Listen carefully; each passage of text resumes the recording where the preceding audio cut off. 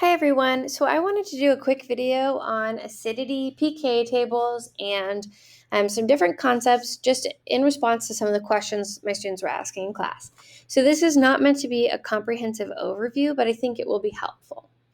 So when I think about what acidity is, I think of acidity is the willingness to give up a proton.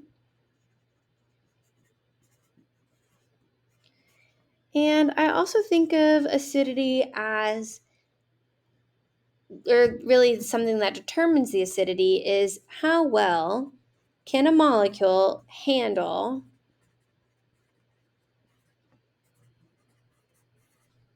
the lone pair that the proton leaves behind.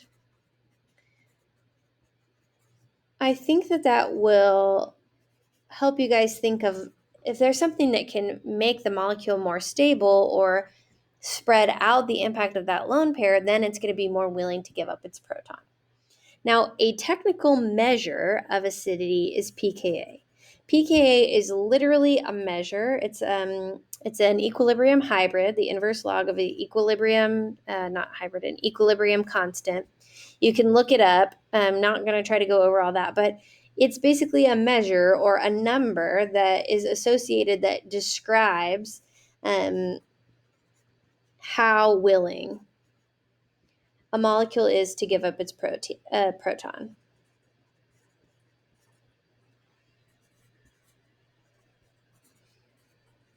So they've literally just assigned a number that says this number shows you how willing it is to give up a proton. If the number is smaller or more negative, it's more willing to give up a proton. If it's higher or less negative, it's less willing to give up a proton.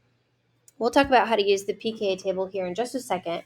But the other keyword or key thing I want you guys to think about is the influencing factors.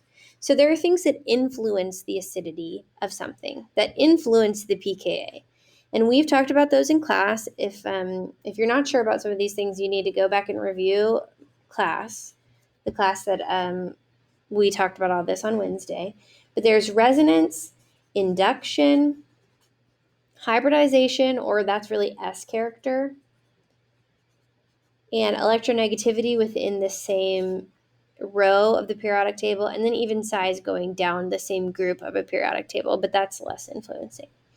So what I think is helpful to think about is pKa is really telling you what the acidity is. It answers the question of what.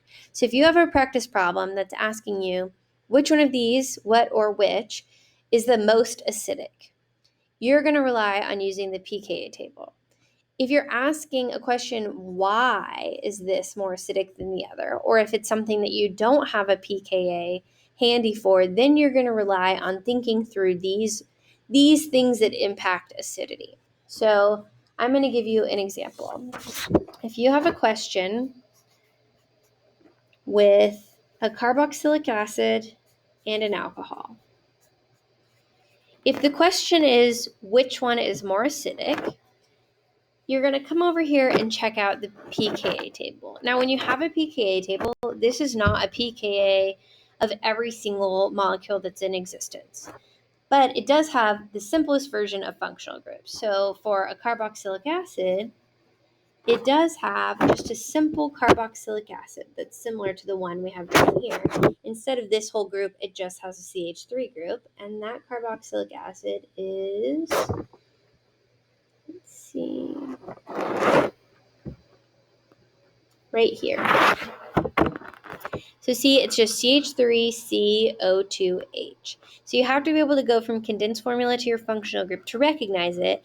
But if you have a functional group, you can approximate the pKa of this functional group. The hydrogen within this functional group is going to be very similar to this functional group on the pKa table. So carboxylic acids, this acetic acid is 4.7. In general, 4.75. This is probably going to be between 4 and 5. Now, if you look over here at this alcohol functional group, this hydrogen is part of the alcohol functional group. So then I'm going to come to my pKa table and look for an alcohol. So here's just a plain old alcohol that's part of a sp3 hybridized carbon. That is 16. If you just had a plain alcohol, it's 16. I think it has CH3, CH2, OH. Okay, so in general, alcohols are going to be 16 to 18. So that answers the question of which one of these is more acidic. It's the smaller pKa. This is more acidic. But if you're asking the question of why, you have to dig deeper. Why is this more acidic than this? Well, for two reasons. One, it has the inductive effect. It has an atom that's more electronegative than carbon, which I'm not going to go over everything that inductive effect means. We talked about that in class, but it has an atom that's more electronegative than carbon that's pulling some of the electron density towards it. It also has a resonance structure. If you want to look at this resonance structure, what it actually shows you is that your negative charge, this would leave a positive charge right here. So really, not only do you have the inductive effect of that pulling the electron density towards it, but you have a resonance structure giving this a partial positive. So if you want to think about acidity, willingness to lose the proton, and how stable the structure, the molecule would be after it loses its proton, well, this has a nice Lewis structure where, a resonance structure where the negative charge is delocalized between two molecules. So it's not just all feeling the weight of one. So if we answer the question of why, we rely on the inductive effect and resonance. So now to look at a different kind of problem. I've already worked on this page before, so sorry for the writing on there. But if I'm going to solve a problem like this that asks me to rank the acidity, at that point, I'm not going to worry too much about inductive effect and hybridization and reasoning through all those. If you know the pKa's, you don't need to worry about that. If you can't remember the pKa for one, then rely on the why would one be more acidic than the other. But you can look at the pKa table and find similar functional groups to where the hydrogens are bolded and use that to answer a question like this. So right here, this first molecule, the bolded hydrogen, is part of an alkene group. So we can go over to our pKa table and try to find not the exact same functional group, because obviously you're not going to have this whole molecule, but something very similar, just a regular old alkene group, is down here at the bottom. So this hydrogen is really going to experience a similar pKa to this one, so I can say this pKa is around 44. This right here, this is a carboxylic acid. We already looked and saw carboxylic acids are around 4 to 5 usually. Here we have an sp3 or sp hybridized, a carbon-carbon triple bond. That has a pK of 25. Right here we have an sp3 hybridized, carbon-carbon single bond with hydrogen off of it. That has a pK of 50. And then we have an ammonia. Now, it might be tempting to look for just an amine functional group, but this isn't an amine because it has that positive charge. An amine looks like this, and it has a pKa of about 38. But an ammonium has a pKa of about 9.2, so you have the NH4+. So what the pKa table allows you to do is really look for a functional group that is very, very similar to the thing you're trying to define acidity to, and it allows you to have a general idea of the acidity of that functional group so that you can quickly rank the acidities.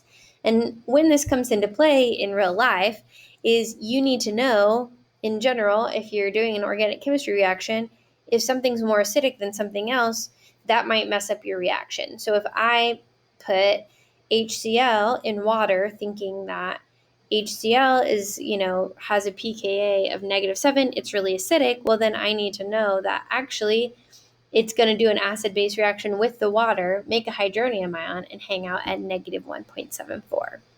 So that's just a quick way to use a pKa table, and I actually don't even use the pKa table a ton. What I do instead is think about A hydrogen off of a carbon-carbon triple bond is about 25. And I know a hydrogen off of a carbon-carbon double bond is about 44. And I know a carbon off of a hydrogen, or a hydrogen off of a carbon-carbon single bond is 50. So I have these functional groups that show up a lot, and I just have kept those functional groups in my mind so that it's faster. If I see a carbon-carbon triple bond, I know that's 25. If I see a carbon-carbon single bond, that hydrogen's 50. So those are just a few ways to think about acidity and using a pKa table versus when to reason through some of this that I think might help you guys. Also, if we talk about, I don't know if there's a question like this, but I did another video on when a reaction is favored. So if you have just the top one off my head, because I've got to go home and eat dinner. I've got some stuff I got to do, but I really wanted to help you guys before the quiz tomorrow. You can think about this reaction. It would be an acid-base reaction between hydrochloric acid and water. These would be the starting materials, and then you would have your final products. So if I'm trying to figure out which side is going to be favored, which means when I say favored, it means which side is actually going to be the product, which side is going to be the one that's more of this in the actual reaction than the other side. First, you need to identify your acids. Acids are giving up a proton, so this is giving up an acid. This is the base. This is my acid, then this is my conjugate base. This is my base, this is my conjugate acid. If I'm going too fast for you, I have a whole other video where I just do this, but I learned something new that I want to share with you guys. Then we can just go through and assign pKa to our two acids. So the pKa of this, HCl, if we look, is -7. Of a hydronium ion, if we look, is -1.74.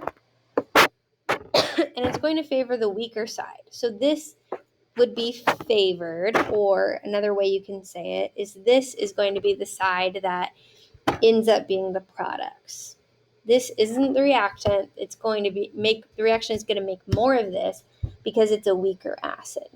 But my friend told me the way that she remembers this, if it's low to high, it will fly. So if the pKa goes from being lower or more acidic to higher, it will fly.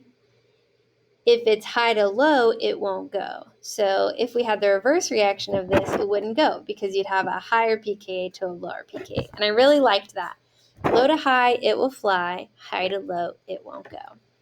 Okay, that's a lot, really fast. I just wanted to try to help you guys out before the exam tomorrow or quiz tomorrow. I hope you find this helpful. Please feel free to email me if you have any questions.